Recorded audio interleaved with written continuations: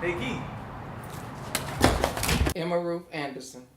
All right, so this is my ethnic studies project, oral history.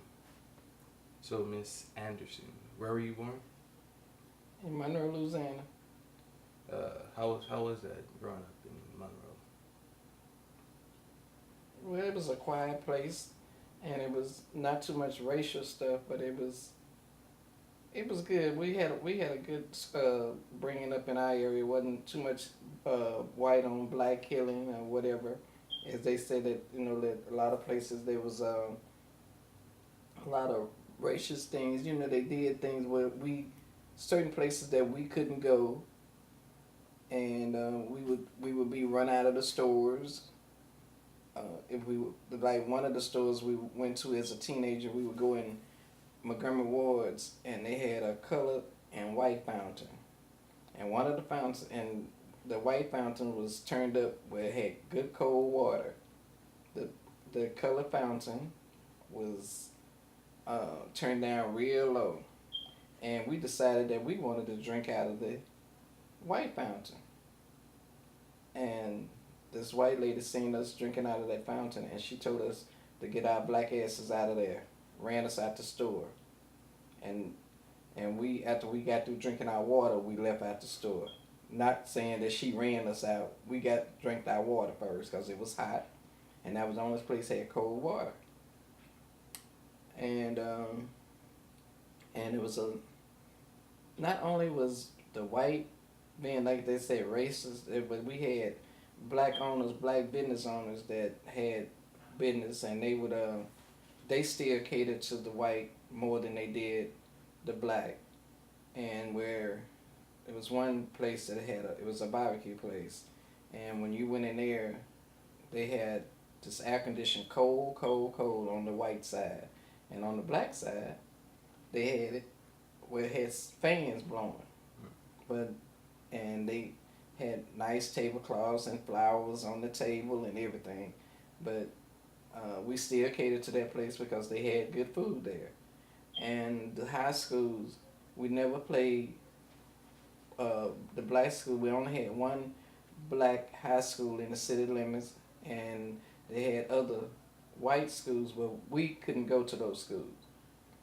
And blacks went to one school, whites went to the other school.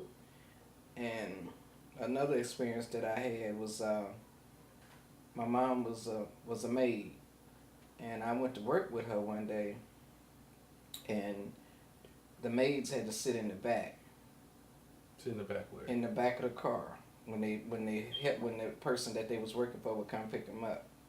And one incident where I heard my mama calling this little girl this little girl was the same age as I was, and she called her Miss Jackie. And I said, Mama, why you calling her Miss Jackie? And she told us, said that uh, because in order to keep my job, I have to call her Miss Jackie, and that hurt me to my heart to hear my mama calling this little girl Miss. Mm. And it was a lot of experience that we went through with watching whites, and it was like they even had the policemen there. If it was a black policeman, he couldn't arrest or couldn't stop white, but the white could stop both races.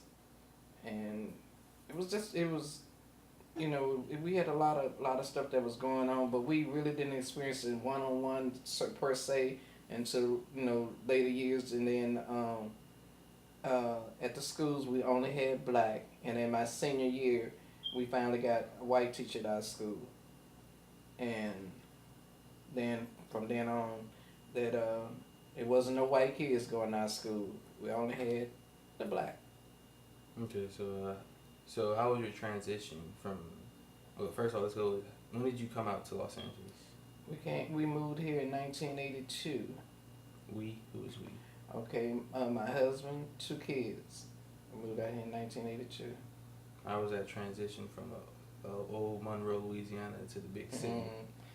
It was a big, big change because when my kids got ready to enroll in school, my sister was telling me that they have school police, and I said school police. I said my kids don't know anything about going to school with a policeman, and she said well it's a whole lot different than from Monroe to L.A. and but they got along good. They had they transition was good because they were young, Mm-hmm. so it was good, and I did too. And at first, I wanted to go back to Monroe because I wasn't used to this big city. But I'm adjusting to it. Even after 30-some years, I'm still adjusting to it. Where's your mom from? She was from Louisiana. She was from Farmerville. She was born and raised in Farmerville, Louisiana.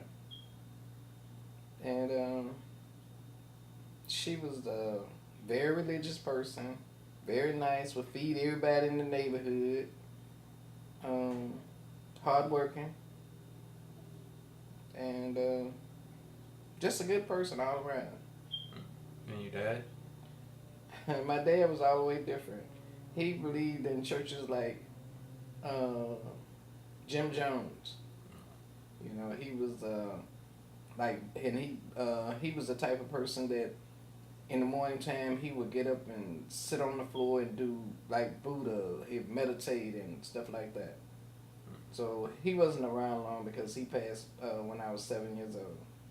Okay, so you can say your mom had the biggest influence. Yeah, she was the mom and the dad in the family. Like any KKK or anything like that? Yeah, they did. We had an incident where the principal at the high school that I went to, they burned a cross in front of his door, and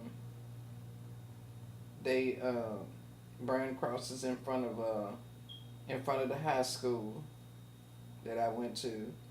So those were the only 2 times that I remember that where they burned the crosses at. Okay, great. No. Cause I have only regret that I have I didn't further my education. Why didn't you further education? Wanted to grow up fast and get married. Mm-hmm. Yeah. Okay. Well, thank you, Miss Emma. I appreciate your time, and thank you. No, you're welcome. I hope it turned out good, cause I ain't doing no goddamn